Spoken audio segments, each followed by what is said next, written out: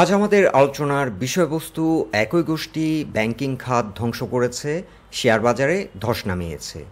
Basically এই টাইটেলটি আমি copy করেছি প্রথম আলো থেকে। এটি প্রথম আলোর একটি রিপোর্ট এবং এই রিপোর্টটি পুঁজিবাজারের জন্য খুবই গুরুত্বপূর্ণ। আজ আমরা এই রিপোর্টটি নিয়ে সংক্ষেপে আলোচনা করব।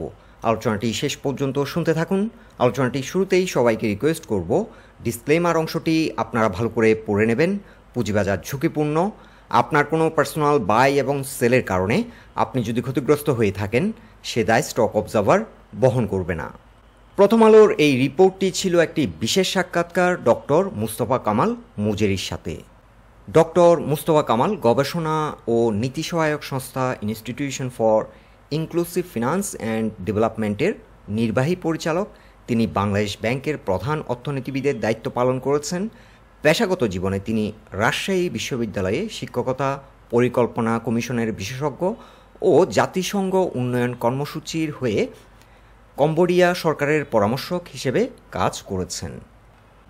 চলুন তাহলে বন্ধুরা জেনে নিই বাংলাদেশের পুঁজিবাজার নিয়ে উনার অবজারভেশন কি।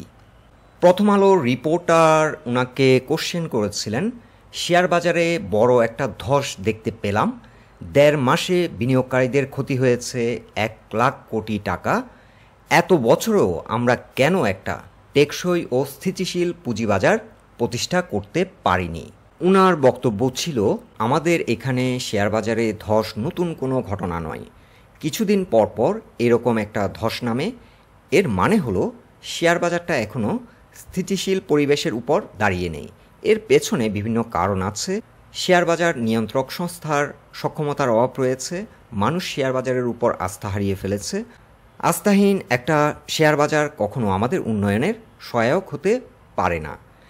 শেয়ার বাজারে যেভাবে কারসাজি হয় তার ফলে সাধারণ বিনিয়োগকারীরাই ক্ষতিগ্রস্ত হন। শেয়ার বাজারে যেসব সাধারণ বিনিয়োগকারীরা যাচ্ছেন তাদের অনেকেই সর্বশান্ত হয়ে যাচ্ছেন।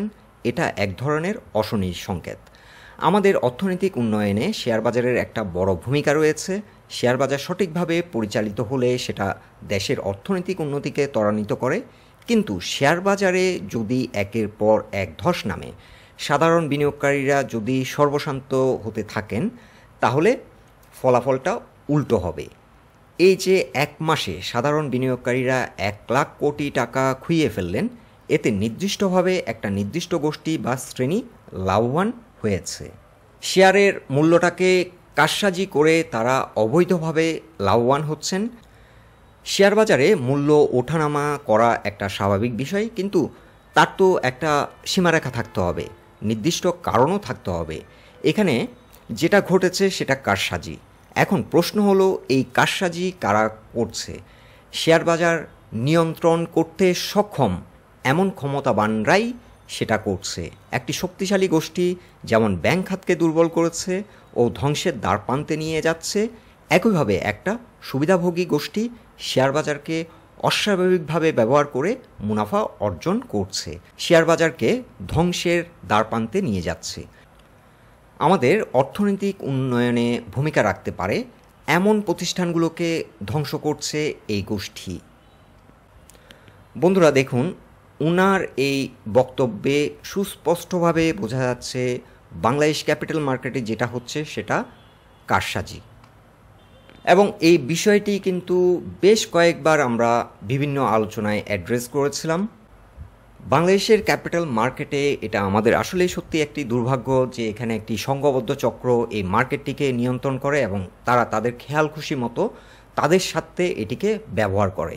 এখন একটি গুরুত্বপূর্ণ কোশ্চেন হচ্ছে, এই যে সংঘবদ্ধ চক্র দীর্ঘদিন ধরে, এবং এটি পরিষ্কার এবং এটি কিন্তু সবাই জানে, বড় বড় পার্সোনালিটিরা বিভিন্ন সময় টকশোতেও এই বিষয়টি নিয়ে অনেক আলোচনা করেছে, কিন্তু এটার কোনো সুনির্দিষ্ট বিচার আচার হচ্ছে না কেন? তার একটি গুরুত্বপূর্ণ কারণ হলো, একটি দেশের এলিট ক্লাস যারা আছেন তারা কিন্তু পর্দার আড়ালে থেকে সে দেশের পলিসিগুলো কী হবে সেগুলো পর্যন্ত তারা ইনফ্লুয়েন্স করেন। সো যাদের হাতে অর্থবিত্ত রয়েছে তারা কিন্তু দেশকে অদৃশ্য শক্তির মতো, ছায়ার মতো কিন্তু নিয়ন্ত্রণ করেন। এখন তাদের বিচার করতে যাবে কে?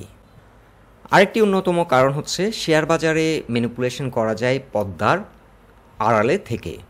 আপনি যদি কাওরান বাজারের একজন ব্যবসায়ী হয়ে থাকেন, ধরুন আপনি একজন চালের ব্যবসায়ী, আপনি চালের কেজি এখন ৮০ টাকা, আপনি যদি সেটাকে ১৮০ টাকা করে বিক্রি করতে যান তাহলে কিন্তু জনগণই আপনাকে পিটিয়ে মেরে ফেলবে, কারণ আপনার একটা ফিজিক্যাল এন্টিটি ওখানে আছে, ফিজিক্যাল এক্সিস্টেন্স আছে।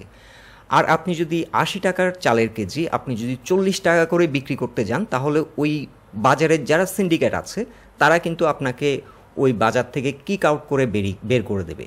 সো ফিজিক্যাল স্টেটে আমরা বাজার ব্যবস্থাপনায় এ ধরনের বিশৃঙ্খলা কিন্তু দেখতে পাই না, কিন্তু পুঁজিবাজারে এটা খুব সুকৌশলে এবং পদ্মার আড়ালে থেকে করা যায়, যার কারণে এই বিষয়টি আসলে বিচারের আওতায় কখনোই আসে না। কিন্তু এই যে চক্রটি, যে কাজটি তারা করছে, তারা কিন্তু বাংলাদেশকে এক রকমের পঙ্গু করে দিচ্ছে, বাংলাদেশের অর্থনৈতিক ব্যবস্থাকে কিন্তু ভেঙে ফেলছে।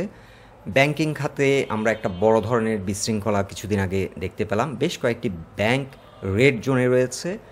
এখন ক্যাপিটাল মার্কেট একটি সেন্সিটিভ জায়গা, এটি একটি ইন্ডাস্ট্রি। এই যে প্রতিষ্ঠানগুলো প্রতিনিয়ত দুর্বল হয়ে যাচ্ছে এবং মার্কেট স্ট্রাকচার ভেঙে পড়ছে, এখানে লক্ষ লক্ষ বিনিয়োগকারী তারা তাদের পুঁজি হারিয়ে সর্বশান্ত হচ্ছে, অর্থনীতির এই গুরুত্বপূর্ণ উইংসগুলো কিন্তু ভেঙে পড়ছে। পৃথিবীর প্রত্যেকটা ক্যাপিটাল মার্কেটে কম বেশি কিন্তু ম্যানিপুলেশন হচ্ছে, কিন্তু বাংলাদেশের পুঁজিবাজারে যেটি হচ্ছে এটা হচ্ছে একটা সংঘবদ্ধ চক্র। তারা কিন্তু পুরো ইন্ডাস্ট্রিকে কিন্তু ডেস্ট্রয় করে দিতে চাইছে এবং বিনিয়োগকারীদেরকে সর্বশান্ত করে ফেলছে এবং পুরো অর্থনীতির স্ট্রাকচারটা কিন্তু তারা ভেঙে দিতে চাইছে। এটি হচ্ছে একটি দেশের জন্য, দেশের অর্থনীতির জন্য কিন্তু একটা বড় ধরনের হুমকি। আমাদের এই বর্তমান প্রজন্ম যদি ইনস্টিটিউশন বিল্ডিংয়ের দিকে গুরুত্ব না দেয়, বরঞ্চ এই ইনস্টিটিউশন যেগুলো এক্সিস্টিং রয়েছে সেগুলোকে যদি একটা একটা করে ধ্বংস করে দেয়, তাহলে নেক্সট যে প্রজন্ম, এই প্রজন্ম এসে কিন্তু বড় ধরনের সাফারার হবে এবং লং টার্ম ইকোনমিক্যালি বাংলাদেশ কিন্তু ট্রিমেন্ডাসভাবে সাফার করবে। আমরা সবাই কিন্তু একটি সুখী, সমৃদ্ধ, একটা সাকসেসফুল বাংলাদেশ দেখতে চাইছি, আর আমরা প্রত্যাশা করছি আমাদের নীতি নির্ধারণী মহল এই ব্যাপারে যথাযথ ভূমিকা পালন করবেন। ধন্যবাদ বন্ধুরা, এটাই ছিল আজকের বক্তব্য। আলোচনাটি যদি আপনাদের ভালো লেগে থাকে অবশ্যই পোস্টটিকে লাইক দিন, আর আমাদের সাথে থাকার জন্য আপনাদের অসংখ্য ধন্যবাদ।